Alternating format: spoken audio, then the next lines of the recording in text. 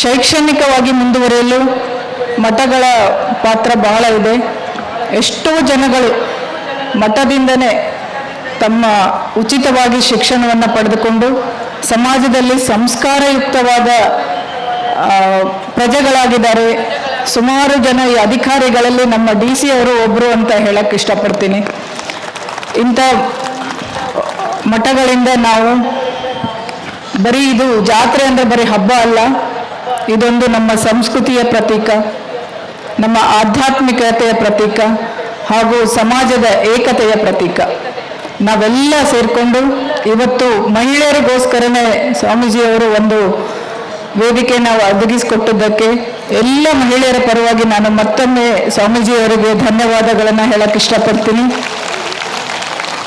ನಾನು ಆವಾಗಲೇ ಹೇಳಿದಾಗೆ ಮಕ್ಕಳಿಗೆ ಸಂಸ್ಕಾರ ಮನೆಯಿಂದ ಶುರು ಆದ್ರೂ ಕೂಡ ಸಮಾಜದಲ್ಲೆಲ್ಲ ಮಹಿಳೆಯರನ್ನು ಒಳಗೊಂಡು ಪ್ರತಿಯೊಬ್ಬರಿಗೂ ಚಿಕ್ಕ ವಯಸ್ಸಿನಿಂದ ಹಿಡಿದು ಎಲ್ಲ ಹಿರಿಯ ವಯಸ್ಸಿನವರೆಗೂ ಸಂಸ್ಕಾರವನ್ನು ಕೊಡತಕ್ಕಂಥದ್ದು ನಮ್ಮ ಮಠಗಳು. ಆ ಮಠಗಳನ್ನು ನಾವು ನೀವೆಲ್ಲ ನಿಮ್ಮ ನೆಚ್ಚಿನ ಧಾರಾವಾಹಿಗಳನ್ನು ಬಿಟ್ಟು ಇಲ್ಲಿ ಬಂದಿದ್ದೀರಿ ಅಂದರೆ ಯಾವುದು ದೊಡ್ಡದು ಅನ್ನೋದನ್ನು ಇದು ತೋರಿಸ್ಕೊಡ್ತದೆ. ಆವಾಗಲೇ ಹೇಳ್ತಾ ಇದ್ರು ಸ್ವಾಮೀಜಿ, ಧಾರಾವಾಹಿಗಳನ್ನು ನಾನು ನೋಡೋಕ್ಕೆ ಬೇಡ ಹೇಳೋದಿಲ್ಲ. ನಾನು ಈ ಸಂದರ್ಭದಲ್ಲಿ ಇದು ಪ್ರಸ್ತುತ ಹೌದು ಎಲ್ಲೋ ಗೊತ್ತಿಲ್ಲ, ಬಟ್ ನನಗೆ ಯಾವಾಗಲೂ ಯಾವುದೇ ವೇದಿಕೆಯಲ್ಲಿ ಒಂದೆರಡು ಮಾತು ಮಾತಾಡಬೇಕಂದ್ರೆ ನಾನು ಪೊಲೀಸ್ ಆಫೀಸರ್ ಅನ್ನೋದು ಒಂದು ಯಾವಾಗಲೂ ನನಗೆ ತಲೆಯಲ್ಲಿ ಬರ್ತಾ ಇರತ್ತೆ. ಮನೆ ಹಾಳ ಬುದ್ಧಿ ಕಲಿಸ್ಕೊಡೋದು ಗೊತ್ತಿಲ್ಲ ನನಗೆ ಧಾರಾವಾಹಿಯವರು ಎಷ್ಟು ನನ್ನನ್ನು ಹೇಟ್ ಮಾಡ್ತಾರೆ ಅಂತ.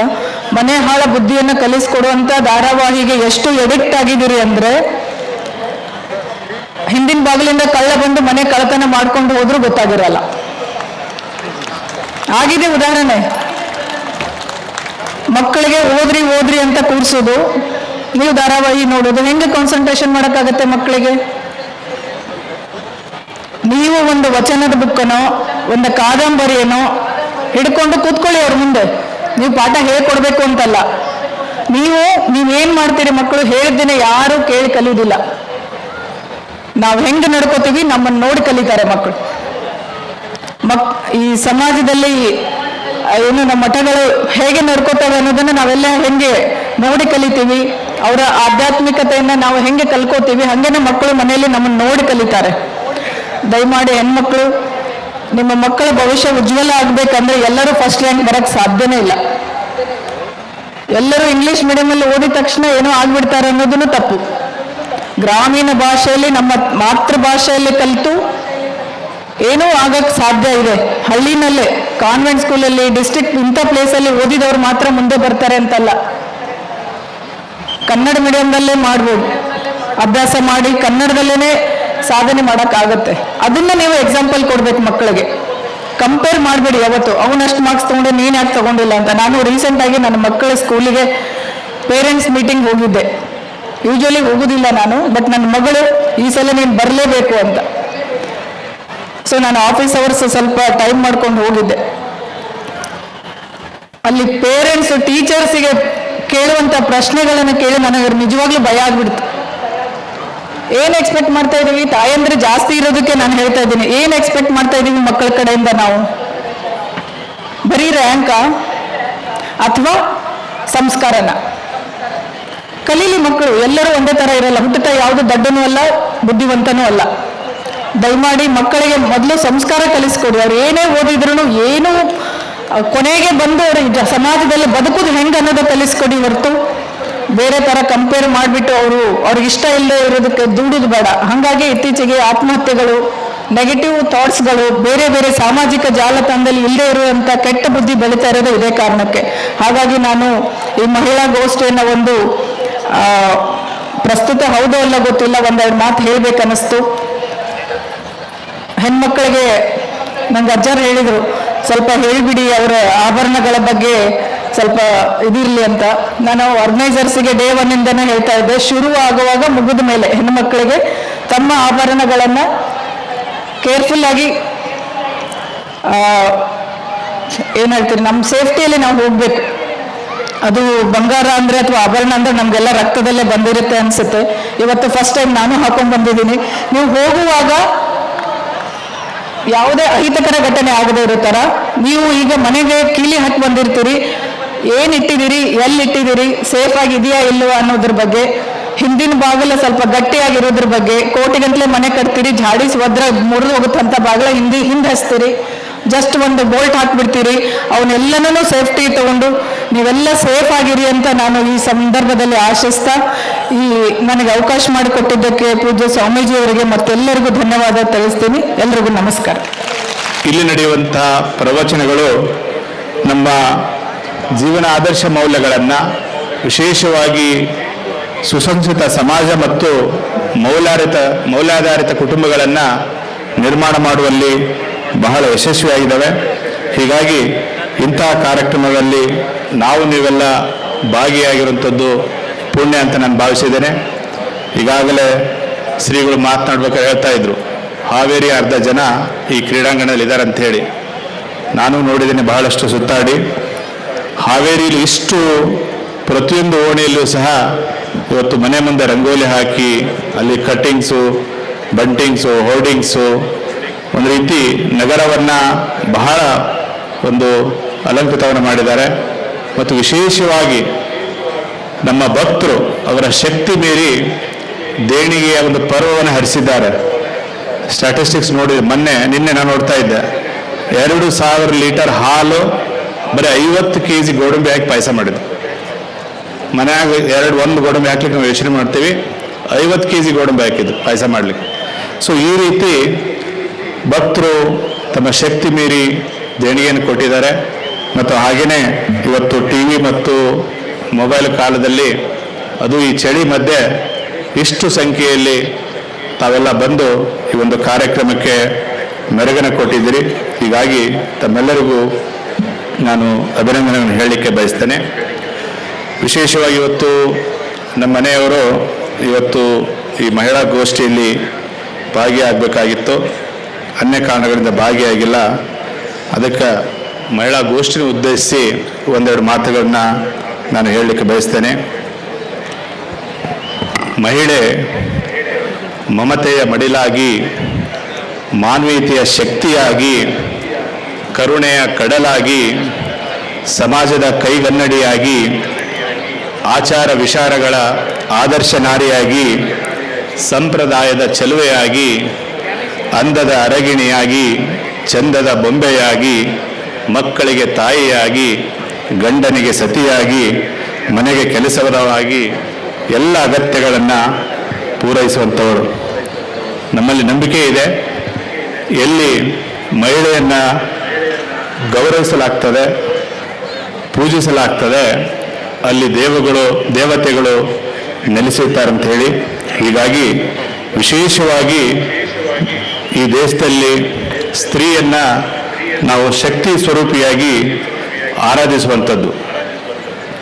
ನಾವೆಲ್ಲ ಕೇಳಿದ್ದೇವೆ, ಪ್ರತಿಯೊಬ್ಬ ಪುರುಷನ ಹಿಂದೆ ಒಬ್ಬ ಮಹಿಳೆ ಇರ್ತಾಳೆ. ಅದು ತಾಯಿಯಾಗಿರ್ಬೋದು, ಅಕ್ಕನಾಗಿರ್ಬೋದು, ತಂಗಿಯಾಗಿರ್ಬೋದು, ಹೆಂಡತಿಯಾಗಿರ್ಬೋದು, ಶಿಕ್ಷಕಿಯಾಗಿರ್ಬೋದು. ಹೀಗೆ ಪ್ರತಿಯೊಬ್ಬ ಮನುಷ್ಯನಿಂದ ಇರ್ತಾಳೆ. ವಿಶೇಷವಾಗಿ ಕಷ್ಟ ಬಂದಾಗ ಕಣ್ಣೀರಿಡುವವಳು ಹೆಣ್ಣು, ಸತ್ತಾಗ ಮುಕ್ತಿ ಹೊಂದಲು ಜಾಗ ಕೊಡುವಂಥವಳು ಭೂತಾಯಿ. ಹೆಣ್ಣೆಂದರೆ ಹುಟ್ಟಿದ ಮನೆಗೂ ಮೆಟ್ಟಿದ ಮನೆಗೂ ಒಂದು ರೀತಿ ಸೇತುವೆಯಾಗಿ ಕೆಲಸವನ್ನು ಮಾಡ್ತಾಳೆ. ಗಂಡನ ಮನೆಯಲ್ಲಿ ಎಷ್ಟೇ ಕಷ್ಟ ಇದ್ದರೂ ತವರು ಮನೆಗೆ ತಾನು ಸುಖವಾಗಿದ್ದೇನೆ ಅಂತ ಹೇಳಿ ಹೇಳ್ತಾಳೆ. ಮತ್ತು ವಿಶೇಷವಾಗಿ ಗಂಜಿ ಕುಡಿದ್ರೂ ಚಿಂತೆ ಇಲ್ಲ, ಗಂಡನ ಮನೆಯಲ್ಲಿ ಮೃಷ್ಟಾನ್ನ ಭೋಜನವನ್ನೇ ಊಟ ಮಾಡಿದೆ ಅಂತ ಹೇಳುವಂಥ ಸಾವಿರಾರು ಮಹಿಳೆಯರು ಇವತ್ತು ನಮ್ಮ ಆಸ್ಪಾಸ್ನಲ್ಲೇ ಇದ್ದಾರೆ. ಮಾಂಗಲ್ಯ ಸರದಲ್ಲಿರುವಂಥ ಕರಿಮಣಿಯಂತೆ ಕಷ್ಟಗಳು ಸಾಲಾಗಿದ್ದರೂ ಹವಳದಷ್ಟೇ ಸುಖ ಇದ್ದರೆ ಸಾಕು ಅಂತ ಹೇಳಿ ಗಂಡಂದ್ರು ಎಷ್ಟೇ ಕಿರುಕುಳ ಕೊಟ್ಟರು ಎಲ್ಲವನ್ನು ನುಂಗಿಕೊಂಡು ಒಂದು ಸಣ್ಣ ಕಿರುನಗೆಗಾಗಿ ಕಾಯ್ತಾ ಇರ್ತಾರೆ. ಅವರೇನೇ ಮಾಡಿದರೂ ಅವರ ಆತ್ಮಬಲ ಮತ್ತು ಮನೋಸ್ಥೈರ್ಯ ಗಂಡನಿಗಾಗಿ ಮಿಡಿಯುವಂಥ ಹೃದಯವಂತರು. ವಿಶೇಷವಾಗಿ ಒಂದು ಕಾಲ ಇತ್ತು, ಮಹಿಳೆ ಅಂದರೆ ಬಹಳ ಮೃದು ಸ್ವಭಾವದವಳು, ಮುಗ್ಧೆ ಮತ್ತು ಏನನ್ನು ತಿಳಿಯದವಳು, ನಾಲ್ಕು ಗೋಡೆ ಮಧ್ಯೆ ಇರುವಂಥವಳು. ಅವಳ ಬೆಳವಣಿಗೆ ಬಹಳ ಸೀಮಿತವಾಗಿದ್ದು ಅಡುಗೆ ಮನೆ ಕೆಲಸ, ಕಸ ಮುಸುರಿ, ಮಕ್ಕಳ ಲಾಲನೆ ಪಾಲನೆ ಅನ್ನುವಂಥದ್ದು. ಆದರೆ ಇವತ್ತು ಕಾಲ ಬದಲಾಗಿದೆ. ಮಹಿಳೆಯರು ಪುರುಷರಂತೆ ಸರಿ ಸಮಾನ ಅನ್ನುವಂಥ ಈ ಕಾಲ, ವಿಶೇಷವಾಗಿ ಮಹಿಳೆ ತನ್ನ ಆತ್ಮಶೈರ್ಯ, ಸಂಕಲ್ಪ, ಶಕ್ತಿ, ಸ್ಥಿರತೆ, ದೃಢತೆ, ಛಲ, ಗುರಿ, ಮುಂದಾಲೋಚನೆ ಅನ್ನುವಂಥ ಹಲವಾರು ಮುಖ್ಯತೆಗಳನ್ನು ಇವತ್ತು ಹೊಂದಿದ್ದಾರೆ. ವಿಶೇಷವಾಗಿ ಅವಳು ತನ್ನ ಸ್ವಂತ ಪ್ರತಿಭೆಯಿಂದ ಇವತ್ತು ತಾನು ಅಬಲೆ ಅಲ್ಲ ಸಬಲೆ ಅಂಥೇಳಿ ತೋರಿಸ್ಕೊಂಡಿದ್ದಾಳೆ. ಅವಳಲ್ಲಿರುವಂಥ ಬುದ್ಧಿವಂತಿಕೆ, ಸೃಜನಶೀಲತೆ, ಪ್ರಜ್ಞಾವಂತಿಕೆ, ವಿನೂತನ ಆಚಾರಧಾರೆಗಳು ಇವತ್ತು ಅವರನ್ನು ಸಮಾಜದಲ್ಲಿ ಗುರುತಿಸುವಂಥ ಕೆಲಸ ಆಗ್ತಾ ಇದೆ. ತಮಗೆಲ್ಲ ಗೊತ್ತಿದೆ, ಇವತ್ತು ಇತಿಹಾಸದ ಪುಟಗಳನ್ನು ತೆರೆದು ಹಾಕಿದರೆ ನಾಡಿಗಾಗಿ, ದೇಶಕ್ಕಾಗಿ ಒಂದು ರೀತಿ ರಣಚಂಡಿಯಂತೆ, ಕಾಳಿಯಂತೆ, ದುರ್ಗಿಯಂತೆ ಖಡ್ಗವನ್ನು ಹಿಡಿದು ಹೋರಾಟ ಮಾಡಿದಂಥ ಹಲವಾರು ವೀರ ವನಿತೆಯರು ನಮ್ಮ ಕಣ್ಮುಂದೆ ಬಂದು ಹೋಗ್ತಾರೆ. ತಮಗೆಲ್ಲ ಗೊತ್ತಿದೆ, ಅಬ್ಬಕ್ಕ ರಾಣಿ ಇರ್ಬೋದು, ಕಿತ್ತೂರಿನ ಚೆನ್ನಮ್ಮ ಇರ್ಬೋದು, ಕೆಳದಿ ಚೆನ್ನಮ್ಮ ಇರ್ಬೋದು, ಹೇಮರೆಡ್ಡಿ ಮಲ್ಲಮ್ಮ ಇರ್ಬೋದು, ಒಣಕೆ ಓಬವ್ವ ಇರ್ಬೋದು. ಅದು ಹೊರತುಪಡಿಸಿ ಸಾಲುಮರ ತಿಮ್ಮಕ್ಕ ಮಕ್ಕಳಿಲ್ಲದೆ ಇದ್ರೂ ಸಹ ಗಿಡಗಳನ್ನೇ ಮಕ್ಕಳು ಅಂತೇಳಿ ಭಾವಿಸಿ ಸಾವಿರಾರು ಗಿಡವನ್ನು ನೆಡುವ ಮುಖೇನ ಒಬ್ಬ ನಿಜವಾದ ಪರಿಸರ ಪ್ರೇಮಿ ಅಂತೇಳಿ ಇವತ್ತು ನಮಗೆಲ್ಲ ಹೇಳ್ಕೊಟ್ಟು ಹೋಗಿದ್ದಾರೆ. ಹಾಗೆಯೇ ಮದರ್ ತೆರಿಸಾ ಅವರ ಹೆಸರು ಕೇಳಿದರೆ ನಮಗೆಲ್ಲ ಒಂದು ರೀತಿ ರೋಮಾಂಚನವಾಗ್ತದೆ. ಯಾಕಂದರೆ ಅವರು ಮಾಡಿದಂಥ ಸಾಧನೆ ಏನಿದೆ ಬಹಳ ಅನನ್ಯವಾದದ್ದು, ಪದಗಳಲ್ಲಿ ವರ್ಣಿಸಲು ಬಹಳ ಕಷ್ಟ ಇದೆ. ಯಾಕೆಂತಂದರೆ ಎಲ್ಲ ಇದ್ದರೂ ಸಮಾಜದ ಏನು ಮಾಡದೇ ಇರುವಂಥ ಸುಂದರ ಮುಖಗಳು ಅವಳ ಮುಂದೆ ಒಂದು ರೀತಿ ಕುರುಪಿಗಳಾಗಿ ಕಾಣ್ತಾರೆ. ಮತ್ತು ಇವತ್ತು ವಿಶೇಷವಾಗಿ ಸುಧಾಮೂರ್ತಿಯವರು ಬರಬೇಕಾಗಿತ್ತು, ಕಾರಣದಿಂದ ಅವರಿಗೆ ಬರಲಿಕ್ಕಾಗಿಲ್ಲ. ಅವರು ಇವತ್ತು ಇನ್ಫೋಸಿಸ್ ಎಂಬ ಒಂದು ದೊಡ್ಡ ಸಂಸ್ಥೆಯನ್ನು ಕಟ್ಟಿ ಲಕ್ಷಾಂತರ ಜನರಿಗೆ ಇವತ್ತು ಕೆಲಸವನ್ನು ಕೊಡುವ ಮುಖೇನ ಅವರ ಒಂದು ಸಾಮಾಜಿಕ ಸೇವೆಗೆ ಯಾರು ಸರಿಸಾಟಿ ಇಲ್ಲ ಅಂಥೇಳಿ ಅವರು ತೋರಿಸ್ಕೊಟ್ಟಿದ್ದಾರೆ. ಹಾಗೆಯೇ ಗಾನಕೋಗಿಲಿ ಲತಾ ಮಂಗೇಶ್ಕರ್ ಇರ್ಬೋದು, ಹಾಡು ಮುಟ್ಟಿದ ಸೊಪ್ಪಿಲ್ಲ, ಲತಾ ಮಂಗೇಶ್ಕರ್ ಅವರ ಹಾಡನ್ನು ಕೇಳಿದ ಕಿವಿಗಳಿಲ್ಲ, ಅವರ ಒಂದು ಕೊಡುಗೆ ಅಜಾಮರ. ಅದೇ ರೀತಿ ಇಂದಿರಾ ಗಾಂಧಿಯವರು ಯಾವ ರೀತಿ ಅವರ ದಿಟ್ಟ ನಿರ್ಧಾರಗಳು, ಹೋರಾಟ ಮಾಡುವಂಥ ಛಲ, ಅವೆಲ್ಲವೂ ಸಹ ಇವತ್ತು ಮಹಿಳೆಯರಿಗೆ ರಾಜಕೀಯಕ್ಕೆ ಬರಲಿಕ್ಕೆ ಒಂದು ರೀತಿ ಸ್ಫೂರ್ತಿ ಅಂತ ನಾನು ಭಾವಿಸಿದ್ದೇನೆ. ಇವತ್ತು ವಿಶೇಷವಾಗಿ ಇತ್ತೀಚೆಗೆ ಒಬ್ಬರು ಲೆಫ್ಟಿನೆಂಟ್ ಜನರಲ್ ಆರ್ತಿ ಸರೀನ್ ಅಂತ ಹೇಳಿ ನಮ್ಮ ಎಲ್ಲ ಏನು ಭೂಸೇನೆ ಇರ್ಬೋದು, ನೌಕಾಸೇನೆ ಇರ್ಬೋದು ಮತ್ತು ವಾಯುಸೇನೆಯ ವೈದ್ಯಕೀಯ ವಿಭಾಗದ ಮುಖ್ಯಸ್ಥರಾಗಿದ್ದಾರೆ. ಅಂದರೆ ಒಬ್ಬ ಮಹಿಳೆ ಅವಕಾಶಗಳು ದೊರೆತರೆ ಅಡುಗೆ ಮನೆಯಿಂದ ಹಿಡ್ಕೊಂಡು ರಣರಂಗದಲ್ಲೂ ಸಹ ನೇತೃತ್ವವನ್ನು ವಹಿಸಬಹುದು ಅನ್ನೋದನ್ನು ತೋರಿಸಿಕೊಟ್ಟಿದ್ದಾಳೆ. ಇವತ್ತು ಸಮಾಜದಲ್ಲಿ ಈ ರೀತಿ ಒಂಥರ ಇದ್ದರೆ ಇನ್ನೊಂದು ಕಡೆ ನಾವೆಲ್ಲ ನೋಡ್ತೇವೆ, ಭ್ರೂಣ ಹತ್ಯೆ ಇರ್ಬೋದು, ಲಿಂಗ ತಾರತಮ್ಯ ಇರ್ಬೋದು, ಕೌಟುಂಬಿಕ ದೌರ್ಜನ್ಯ ಇರ್ಬೋದು, ಲೈಂಗಿಕ ದೌರ್ಜನ್ಯ ಇರ್ಬೋದು, ವರದಕ್ಷಿಣೆ ಕಿರುಕುಳ ಇರ್ಬೋದು, ಬಾಲ ವಿವಾಹ, ಬಾಲ ಕಾರ್ಮಿಕ, ಬಾಲ ಗರ್ಭಿಣಿ, ಹಲವಾರು ಸಮಸ್ಯೆಗಳನ್ನು ನಾವೆಲ್ಲ ಎದುರಿಸ್ತಾ ಇದ್ದೇವೆ. ವಿಶೇಷವಾಗಿ ನಮ್ಮ 2010 NCRB ಪೋರ್ಟಲ್ ಹೋದರೆ ಪ್ರತಿ 26 ನಿಮಿಷಕ್ಕೆ ಒಬ್ಬ ಮಹಿಳೆ ಕಿರುಕುಳವನ್ನು ಅನುಭವಿಸ್ತಾಳೆ. ಪ್ರತಿ 34 ನಿಮಿಷಕ್ಕೆ ಒಬ್ಬ ಮಹಿಳೆ ಮೇಲೆ ಅತ್ಯಾಚಾರ ಆಗ್ತದೆ. ಪ್ರತಿ 42 ನಿಮಿಷಕ್ಕೆ ಲೈಂಗಿಕ ಕಿರುಕುಳ ಆಗ್ತದೆ. ಪ್ರತಿ 43 ನಿಮಿಷಕ್ಕೆ ಒಬ್ಬ ಮಹಿಳೆ ಅಪಹರಣ ಆಗ್ತದೆ ಮತ್ತು 93 ನಿಮಿಷಕ್ಕೆ ವರದಕ್ಷಿಣೆ ಇದರ ಮೇಲೆ ಮಹಿಳೆಯ ಒಂದು ಬೆಂಕಿ ಮುಖೇನ ಸುಡಲಾಗ್ತದೆ. ಈ ರೀತಿ ಸಮಾಜ ಒಂದು ಕಡೆ ಇದೆ. ಕಾರಣಗಳು ಹಲವಾರು ಇದ್ದಾವೆ. ಬಹಳ ಮುಖ್ಯ ಕಾರಣ ಏನಂದರೆ ನಮ್ಮಲ್ಲಿ ತಪ್ಪು ನಂಬಿಕೆಗಳು, ಏನು ಪೂರ್ವಜರು ಅಥವಾ ನಮ್ಮ ಸಂಪ್ರದಾಯಗಳು ಅಂದ್ಕೊಂಡು ಒಂದು ಕಡೆ, ಅದು ಮೂಲಭೂತ ಸೌಕರ್ಯಗಳ ಕೊರತೆ ಇರ್ಬೋದು, ಆರ್ಥಿಕ ಸಮಸ್ಯೆ ಇರ್ಬೋದು.